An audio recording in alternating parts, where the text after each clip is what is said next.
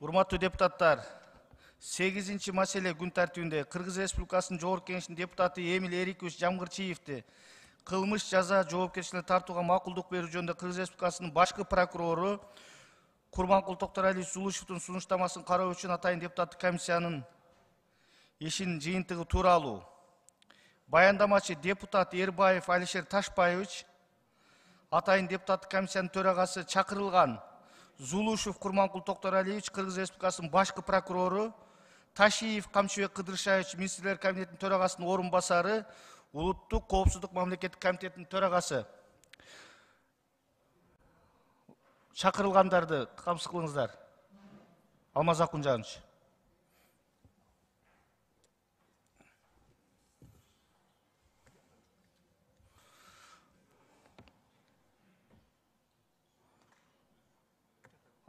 Алишер мырза, сизге биринчи сөз берилет, баяндамачы катары келе берсеңиз болот, борбордук трибунага.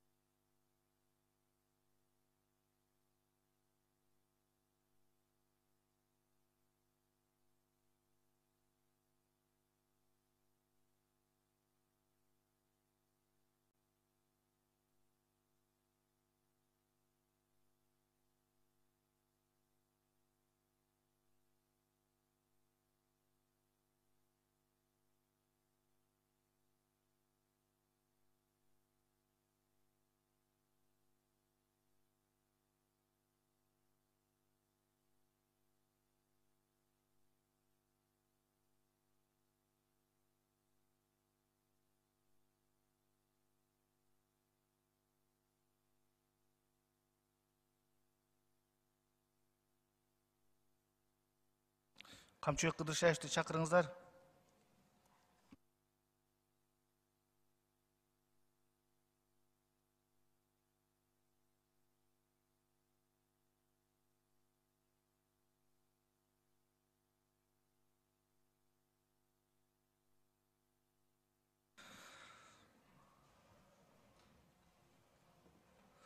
Чакырылгандар толук келишти. Алишер мырза, сиз депутаттык комиссиянын корутундусун окуп берсеңиз болот.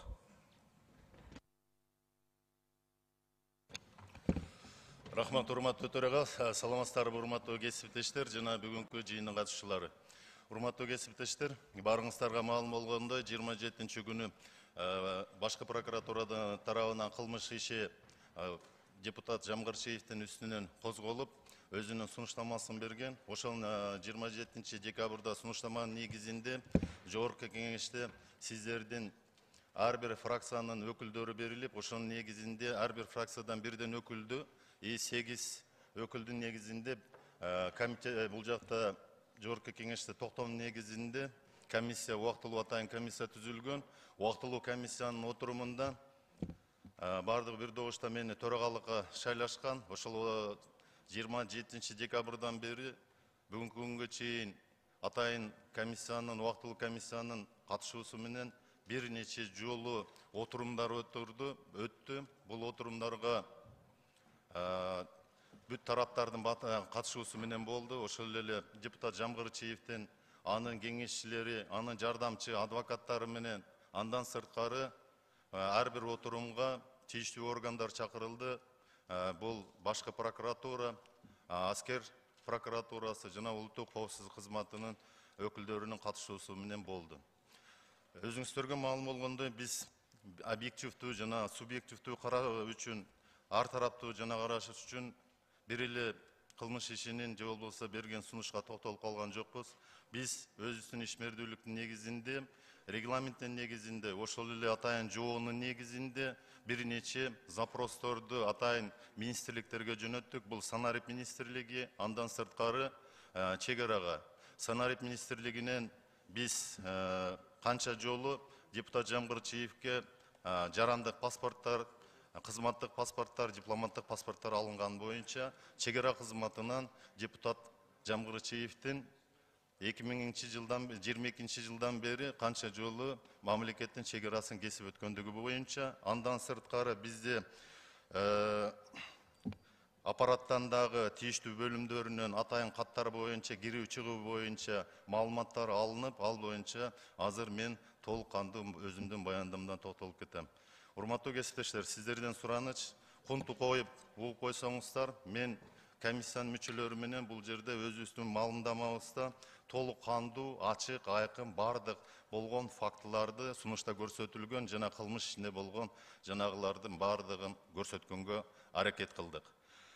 Кыргыз Республикасынын Жогорку Кеңешинин депутаты Жамгырчиевди кылмыш жаза жоопкерчилигине тартууга макулдук берүү жөнүндө Кыргыз Республикасынын башкы прокурорунун сунушун кароо боюнча атайын депутаттык комиссиянын маалымдамасы. Кыргыз Республикасынын Жогорку Кеңешинин 23 жылдын 27 декабрындагы 17.51 токтомуна ылайык Кыргыз Республикасынын Жогорку Кеңешинин депутаты Жамгырчиев Эмиль Эриковичти кылмыш жаза кодексине тартууга макулдук алуу жөнүндө Кыргыз Республикасынын башкы прокурору Зулушевдин сунушун кароо үчүн төмөнкү курамда атайын депутаттык комиссия түзүлгөн. Депутат Сулайманов, Ата журт Кыргызстан парламенттик фракциясынан, депутат Шабазов, Ишенин парламенттик фракциясынан, депутат Тинтишев, Ынтымак парламенттик фракциясынан, депутат Исраилов, Альянс парламенттик фракциясынан, депутат Ербаев, Бүтүн Кыргызстан парламенттик фракциясынан, депутат Айжигитов, Ыйман Нуру парламенттик фракциясынан, депутат Төлөнов, Мекенчил депутаттык тобунан, депутат Самаков, Элдик депутаттык тобунан. 23 жылдын 28 декабрында Кыргыз Республикасынын Жогорку Кеңешинин жыйынында Кыргыз Республикасынын Жогорку Кеңешинин депутаты Эрбаев, Кыргыз Республикасынын Жогорку Кеңешинин депутаты Жамгырчиевди кылмыш жоопкерчилигине тартуу макулдук берүү жөнүндө Кыргыз Республикасынын башкы прокурору Зулушевдин сунуштамасын кароо үчүн 23 жылдын 27 декабрында ар бир фракциядан бирден мүчө берилип, Кыргыз Республикасынын Жогорку Кеңешинин 17.51 токтомунун негизинде атайын депутаттык комиссия бекитилип, комиссия 8 кишиден болуш экендигин белгилеп, бирок Ыйман Нуру парламенттик фракциясынан берилген талапкер Айжигитов Султанбай Абдрашитович өз талапкерлигин алып коюусун билдирген. Ушуга байланыштуу Кыргыз Республикасынын Жогорку Кеңешинин регламенти жөнүндө Кыргыз Республикасынын мыйзамынын 31 беренесинин негизинде расмий түрдө Айжигитов Султанбай Абдрашитович өз талапкерлигин алып коюуну билдирүүсүнүн киргизип, же жобого ылайык кайра бир талапкер берилип, токтом бекитип, кеминде 50дөн кем эмес депутаттык добуш менен коюп, кайра протокол түзүлүп, Кыргыз Республикасынын башкы прокуратурасына жооп бериш керектигин белгилеп кетти. Кыргыз Республикасынын Жогорку Кеңешинин депутаты жана Ыйман Нуру парламенттик фракциясынын лидери Кадырбеков 23 жылдын 28 декабрынын Кыргыз Республикасынын Жогорку Кеңешинин жыйынында атайын депутаттык комиссиянын мүчөсүн Айжигитов Султанбай Абдрашитовдун ордуна Райымбачанова сунуштады. 23 жылдын 28 декабрында Кыргыз Республикасынын Жогорку Кеңешинин депутаты Жамгырчиевди кылмыш жоопкерчилигине тартууга макулдук берүү жөнүндө Кыргыз Республикасынын башкы прокуратурасы Зулушевдин сунуштамасын кароо үчүн 23 жылдын 27 декабрындагы Кыргыз Республикасынын Жогорку Кеңешинин атайын депутаттык комиссиясынын 17.51 бекитилген токтомуна Султанбай Абдрашитович Айжигитов деген сөздөр Райымбачаева деген сөздөргө алмаштырылып, Кыргыз Республикасынын Жогорку Кеңешинин 17.87 токтому бекитилген. 23 жылдын 25 декабрында Кыргыз Республикасынын Улуттук коопсуздук комитетинин башкы төргө башкармалыгы тарабынан тергелип жаткан 03-820-22-00-290 сандуу кылмыш ишинен Кыргыз Республикасынын Жогорку Кеңешинин депутаты Жамгырчиевдин аракетине Кыргыз Республикасынын кылмыш жаза процессуалдык кодексинин 494 жана 495 беренелери негизинде юридикалык баа берүү үчүн материалдар өзүнчө өндүрүшкө бөлүнүп, Кыргыз Республикасынын башкы прокуратура тарабынан 03-150-20-23-000-87 сандуу кылмыш иши козголгон. 23 жылдың 26 декабрында Кыргыз Республикасының башкы прокурору тарабынан Кыргыз Республикасының Жогорку Кеңешинин депутаты Жамгырчиевке карата Кыргыз Республикасының кылмыш жаза кодексинин 378 беренесинин 1-бөлүгү жана 378 берененин 1-бөлүгүндө көрсөтүлгөн кылмыштардын курамы менен 03 150 20 23 000 87 сандуу кылмыш иши козголуп, тергөө аракеттерин жүргүзүү үчүн Кыргыз Республикасынын улуттук коопсуздук кызматынын башкы тергөө башкармалыгына жиберилген. Материалдарга ылайык Кыргыз Республикасынын Жогорку Кеңешинин депутаты Жамгырчиев жогорку саясий мамлекеттик кызмат адамы болуп туруп, Орто Азия аймагында белгилүү болгон Салим Абдувалиев аттуу адамдын колдоо издөө максатында аны менен жашыруун түрдө жолугуш үчүн 22 жылдын декабрь айында Кыргыз Республикасынын мамлекеттик чек арасын мыйзамсыз өтүп, Өзбекстан Республикасынын Ташкент шаарына барган. Аталган жолугушуудан кийин Жамгырчиев жогорудагы мыйзамсыз чек арадан өтүү фактысын жашыруу максатында мыйзамда белгиленген тартипте расмий түрдө чек ара көзөмөл пункттарын аркылуу өтпөстөн, бул жолу менен 22 жылдын 16 декабрда кайрадан Өзбек Республикасынын аймагынан Кыргыз Республикасынын мамлекеттик чек арасын мыйзамсыз өтүп, Бишкек шаарына кайтып келген.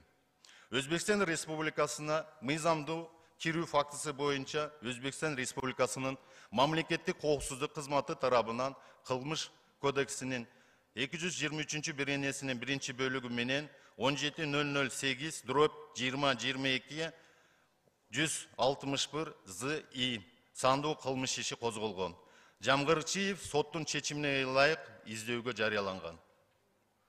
Ошондой эле тергөөдө топтолгон материалдарга ылайык Кыргыз Республикасынын Жогорку Кеңешинин депутаты Жамгырчиевдин консультанты Кадыров 22 жылдын 8 декабрында өзүнүн тааныштары аркылуу Өзбекстан Республикасынын жараны Атакиевке Жогорку Кеңешинин расмий документи так эсепке алынган иш кагазы катары саналган жана колдонуунун атайын режимине ээ болгон бланктарды 7 даана берип жибергендиги боюнча Кыргыз Республиканын кылмыш жаза кодексинин 337 беренесинин 3-бөлүгү менен 03-820-20-22-00-290 сандуу кылмыш иши козголгон.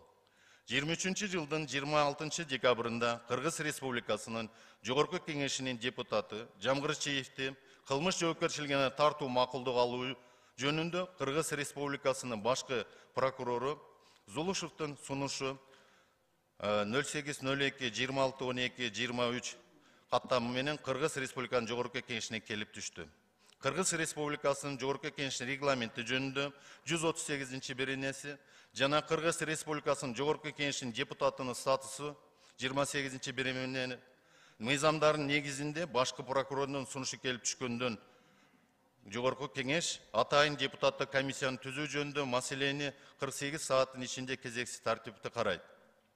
23 жылдын 27 декабрында аталган мыйзамдардын жоболорунун негизинде атайын депутаттык комиссия түзүлүп, Кыргыз Республикасынын Жогорку Кеңешинин депутаты Жамгырчиевди кылмыш жаза жоопкерчиликке тартууга макулдук алуу жөнүндө Кыргыз Республикасынын башкы прокурор Зулушевдин сунуштамасын кароо үчүн атайын депутаттык комиссия түзүү тууралуу Кыргыз Республикасынын Жогорку Кеңешинин 1751 токтому чыгат. 23 жылдын 27 декабрында аталган токтомдун негизинде биринчи жыйналыш өткөрүлөт.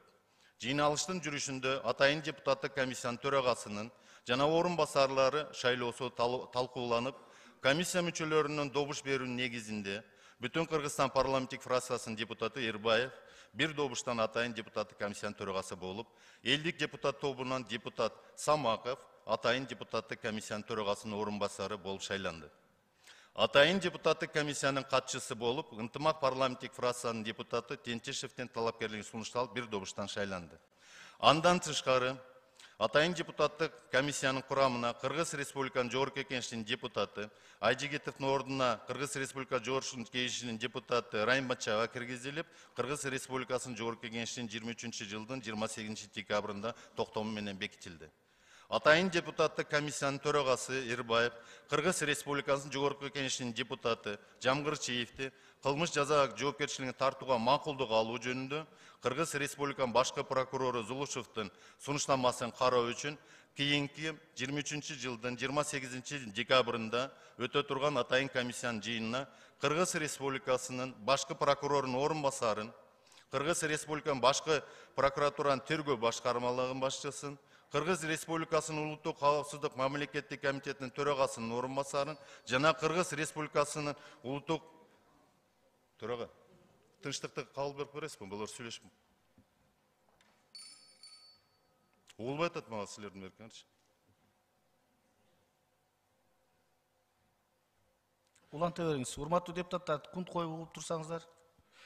Жамгырчиевдин кылычтык жаза жоопкерчилигине тартуу макулдук алуу жөнүндө Кыргыз Республиканын башкы прокурору Зулушевдин сунуштамасын кароо үчүн кийинки 23 жылдын 28 декабрында өтө турган атайын комиссиянын жыйынында Кыргыз Республикасынын башкы прокурорлорунун орун басарын, Кыргыз Республикасынын улуттук коопсуздук мамлекеттик төрагасынын орун басарын жана Кыргыз Республикасынын улуттук мамлекеттик комитетинин тергөө башкармалыгынын башчысын чакыруусун камсыз кылууну белгилеп кетти.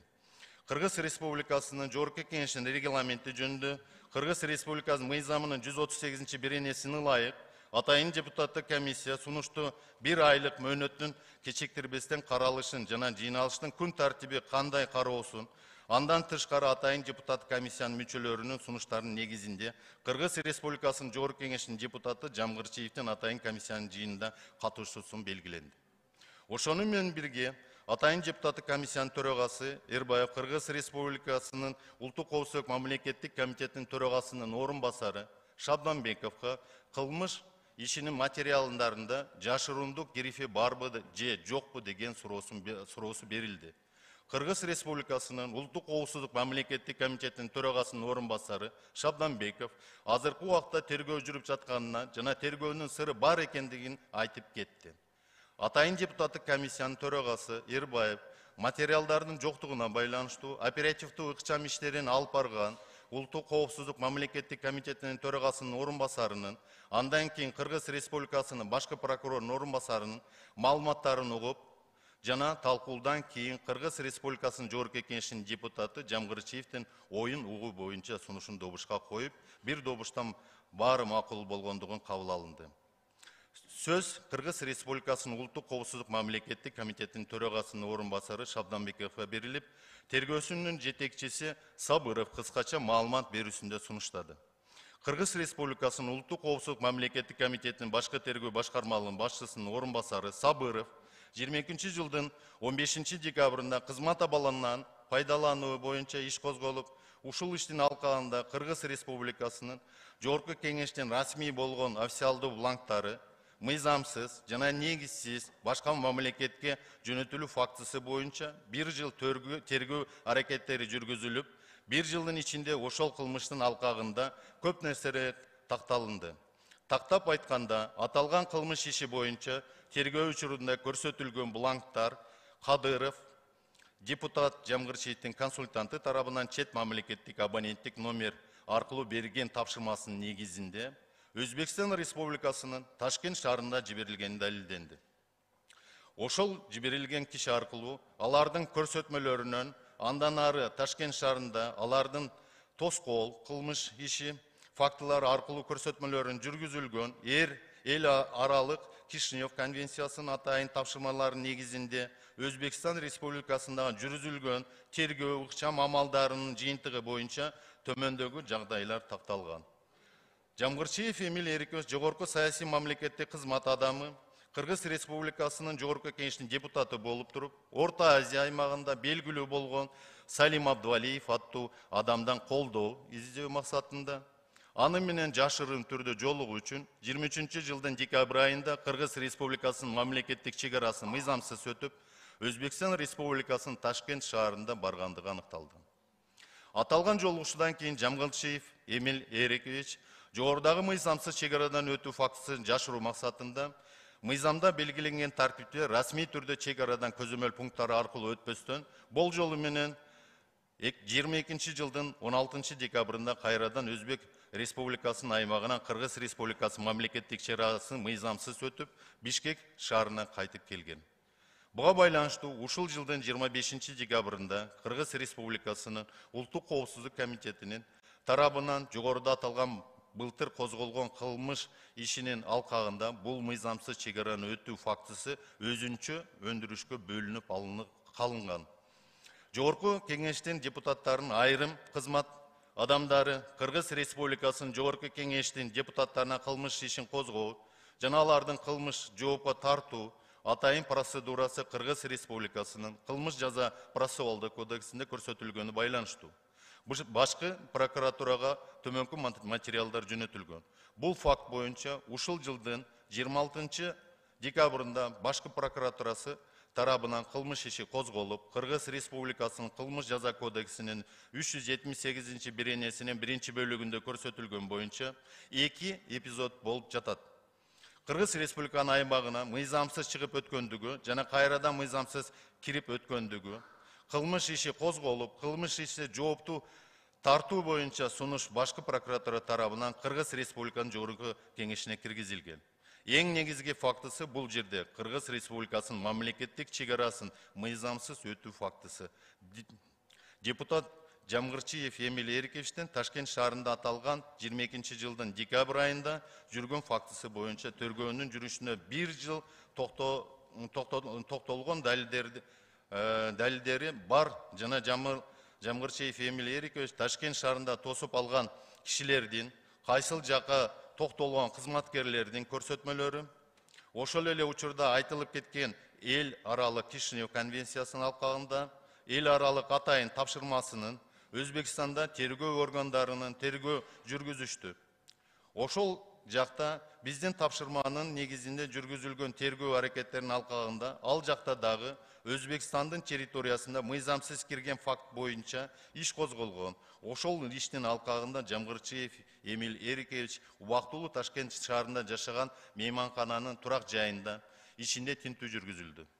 Тинтүүнүн жүргүзүлүшүндө Жамгырчиев Эмиль Эриковичке жеке таандык болгон коло буюмдар, алардын ичинде өзүнүн айыптоочу документтердин бир болуп саналган айдоочулук күбөлүгү табылган. Бул факт боюнча Өзбекстан Республикасында кылмыш иши козголгон. Ошону менен бирге атайын депутаттык комиссия өзүнүн курамында калган учурда документтерди жана Өзбекстан Республикасында жүргүзүлгөн бардык документтерди көрүп окууга берүү боюнча маалымат алынды. Сөз Самаковго берилди. Канча бланк берилгендиги, канча чыгып кеткендиги жана эмнеге 7 бланк экендиги боюнча текшерүүсү жүргүзүлдүбү деген суроо берилди. Кыргыз Республикасынын Улуттук коопсуздук мамлекеттик комитетинин башкы төргө башкармалыгынын башчысынын орун басары Сабыров каттуу, отчеттуулук болуп эсептелген 7 бланк депутат Жамгырчиев Эмиль Эриковичтин консультанты Кадыров Ерлан аркылуу алынып, алар атайын телефон аркылуу байланышып, Жамгырчиев Эмиль Эриковичтин ООС 2 тапшырмасы боюнча Өзбекстанга тааныштары аркылуу жөнөтүлгөн. Андан кийин кайрадан келип бирөөсү Жогорку кеңештин төрагасынын атына жазылгандыгы далилденген. Жамгырчиев Эмиль Эриковичтин колу боюнча тапшырылган Өзбекстандан 7 бланктын ичинен бирөөсү колдонулуп келген деген жооп берилди. Сөз Самаковго берилди. Расмий түрдө границадан паспортту көргөзүп өтсөң, эгерде паспортту көргөзбөй, мисалы Ташкентке мейманканада регистрациядан өткөн мыйзамсыз далилденеби деген суроого менен кайрылды. Кыргыз Республикасынын Улуттук коопсуздук мамлекеттик комитетинин башкы төргөнүн башкармалыгынын башчысынын орун басары Сабыров тосуп алган адамдар жана кайсыл жакта токтолгондугу тийиштүү кызматкерлердин көрсөтмөлөрүндө белгиленип кеткен экендигин белгиледи. Сөз депутат Төлөновго берилди. Өзбекстан Республикасына 7 бланкты кирип, кайра 7 бланкка чыгып, ошонун бирөөсү колдонулганда бул кылмыш иши болуп атат. Кыргыз Республикасынын коопсуздук мамлекеттик комитетинин башкы төргө башкармалыгынын башчысынын орун басары Сабыров. Бул жерде бир гана жардамчынын эмес, башка жооптуу адамдар дагы бар. Сөз Кыргыз Республикасынын башкы прокурорунун орун басары Коңурбаева берилди. УКМК тарабынан башкы прокуратурага сунуш келип, Сунуштун негизинде Кыргыз Республиканын кылмыш жаза кодексин жана Кыргыз Республикасынын Жогорку Кеңешинин депутатынын статусу жөнүндө мыйзамдардын талаптарына ылайык, эгер Кыргыз Республикасынын Жогорку Кеңешинин депутаты болсо, сөзсүз түрдө кылмыш жаза жоопкерчиликке тартуу макулдуулук алып, 23 жылдын 26 декабрында кылмыш иши башкы прокуратурасы тарабынан козголуп, Кыргыз Республикасынын Жогорку Кеңешинин депутаты Жамгырчиев Эмиль Эрикович Кыргыз Республикасынын кылмыш жаза кодексинин 378 беренесинин 1 бөлүгү жана 378 беренесинин 1 бөлүгүндө көрсөтүлгөн кылмыштарын жасагандыгы үчүн кылмыш жаза жоопкерчиликке тартууга макулдуулук берилүүсүн белгиледи.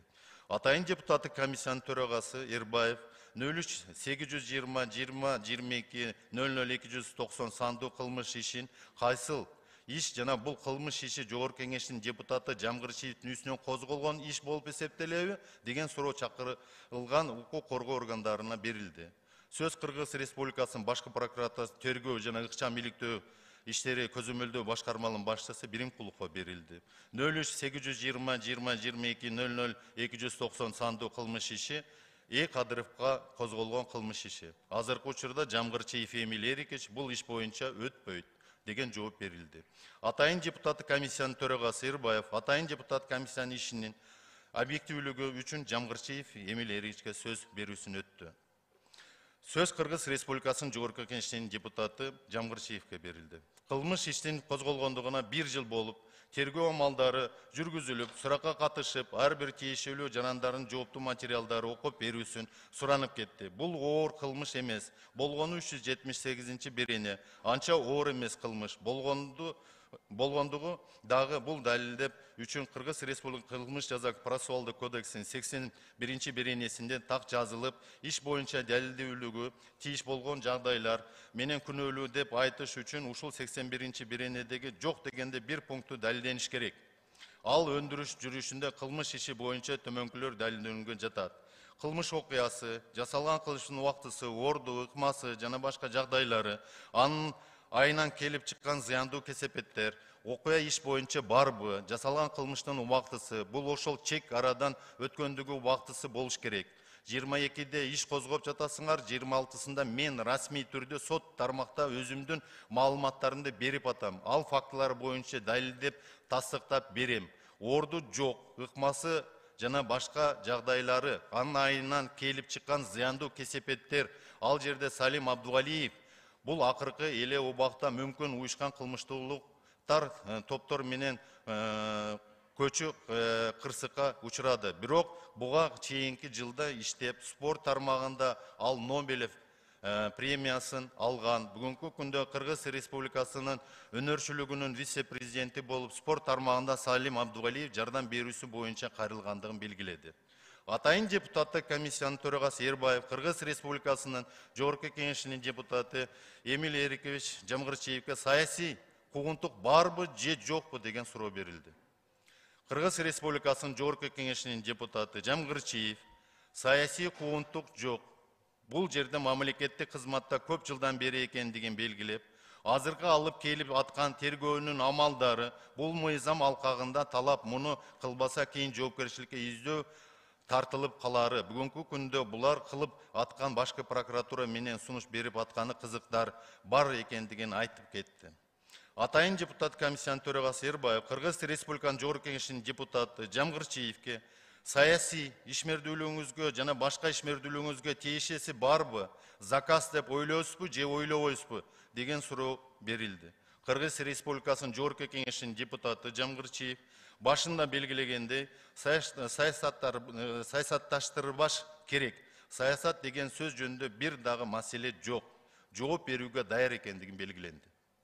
Атайын депутаттык комиссиянын төрагасы Эрбаев Кыргыз Республикасынын Жогорку Кеңешинин депутаты Жамгырчиевке эртеңден баштап ис алуусу башталып, расмий маалымга 8-ине чейин Кыргызстандан чек ара өзүңүз же үй бүлөңүз менен чыкканга оюңуз барбы деген суроо берди.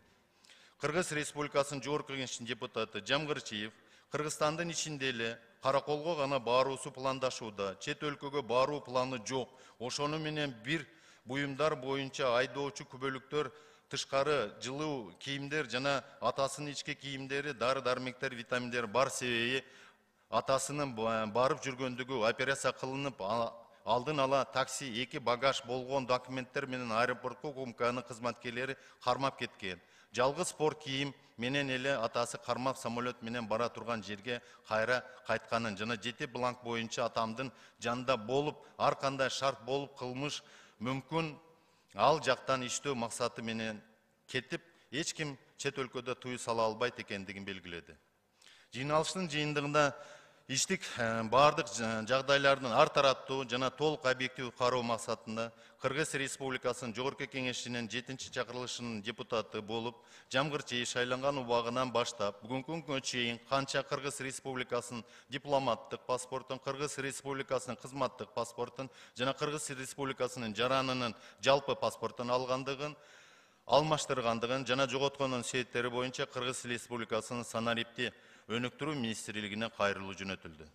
Кыргыз Республикасынын Жогорку Кеңешинин 7-чакырылышынын депутаты болуп, Жамгыр Чейиш шайланган убагынан баштап, бүгүнкү күнгө чейин мамлекеттик чегарадан канча жолу өткөндүгү тууралуу Кыргыз Республикасынын Улуттук коопсуздук мамлекеттик комитетинин чегара кызматына кайрылуу жөнөтүлдү.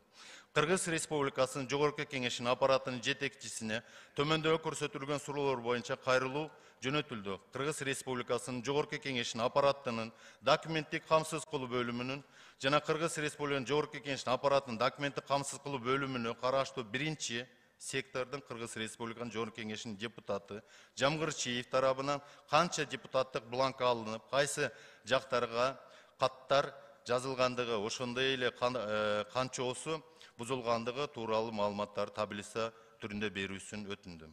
Кыргыз Республикасынын Жогорку Кеңешинин Альянс фракциясынын катчылыгы Кыргыз Республикасынын Жогорку Кеңешинин депутаты Жамгыр Чейишке канча депутаттык бланк берилгендиги жана канча берилген депутаттык бланк бузулгандыгы тууралуу маалыматты таблица түрүндө берүүсүн өтүндүм.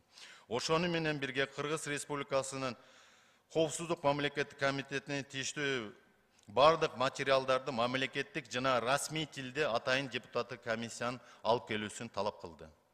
23 жылдын 8 январында атайын депутаттык комиссиянын пландык жыйыны болуп өттү. Мурдагы жыйында белгиленген жазуу түрүндөгү суроо талаптарга бардык мамлекеттик органдардан тиешелүү жооптор алынды.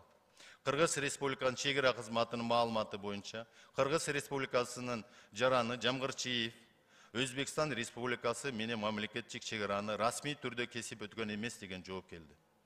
Ошондой эле тиешелүү маалыматты санариптик өнүктүрүү кызматы жана Жогорку Кеңештин тиешелүү түзүмдүк бөлүмдөрү өзүнүн жоопторун беришти. Аталган жыйында мамлекеттик органдардан алынган материалдар депутат Жамгыр Чейиш менен биргеликте талкууланып, тиешелүү суроо жооптор берилди. Жыйналыштын жыйынтыгында иштин бардык жагдайларын ар тараптуу жана толук объективдүү кароо максатында Кыргыз Республикасынын башкы прокуратурасына жана Улуттук коопсуздук кодексинин кылмыш ишинин айрым материалдарын белгиленген тартипте Жогорку Кеңешке жөнөтүү жөнүндө, ошондой эле кылмыш ишин алып келүүсүн тапшырылды. 23 жылдын 9 январында ыйгарым укуктуу органдардын катышуусунда атайын депутаттык комиссиянын кезектеги жыйыны болуп өттү. Аталган жыйынга Кыргыз Республикасынын Жогорку Кеңешинин депутаттары Жамгыр Чейиш, Айдарбеков, Алимжанова катышты. Жыйындын учурунда Кыргыз Республикасынын башкы прокуратурасынын жана Улуттук коопсуздук комитетинин өкүлдөрүнүн тергөө амалдарынын купуялыгын сактоо максатында аталган жыйынга атайын депутаттык комиссиянын мүчөлөрүнүн катышуусу менен гана өткөрүүнү сунуштады. Берилген сунуш добушка коюлуп, Исраиловдун башка колдоо табылды. Тиешелүү суроолор берилип, укук коргоо органдарынан атайын депутаттык комиссиянын мүчөлөрү жооп ала алышты. Атайын депутаттык комиссиянын төрагасы Эрбаев атайын депутаттык комиссиянын мүчөлөрүнө эгерде отурумдун жыйынтыгында комиссиянын мүчөлөрүнүн иштин жагдайларын тактоо боюнча кошумча суроолор же өтүнүчтөр барбы деп сурады. Атайын депутаттык комиссиянын мүчөлөрү суроолор жок деп тастыкташты. Жогорудагылардын негизинде депутаттык комиссиянын төрагасы Эрбаев кылмыш жаза жоопкерчилигине башкы прокурордун сунушун жактыруу же баш тартуу маселесин добушка койду. Аталган сунуш боюнча атайын депутаттык комиссиянын мүчөлөрү бир жактуу колдоо табылды. Депутат Исраилов өзгөчө пикир менен колдоду. Кыргыз Республикасынын башкы прокурорунун сунушун жактырып, тиешелүү тартипте Кыргыз Республикасынын Жогорку Кеңешинин жакынкы жыйналышына күн тартибине киргизүү үчүн Кыргыз Республикасынын Жогорку Кеңешинин координациялык кеңешине жөнөтүү боюнча чечим кабыл алынды. Рахмат көңүл бурганыңыздарга. Урматтуу кесиптештер, мен өзүмдүн маалыматымды, комиссиянын атайын маалыматын аяктадым. Суроолоруңуздар болсо, биз суроого жооп бергенге даярбыз. Ошол суроолорго жооп бериш үчүн бул жерде биз объективдүү болуш үчүн башкы прокурорду Курман Токторалиевич Зулушевди чакырдык. Улуттук коопсуздук комитетинин төрагасы генерал-лейтенант Камчыбек Кыдырышевич Ташиевди да чакырдык. Рахмат көңүл бурганыңыздарга.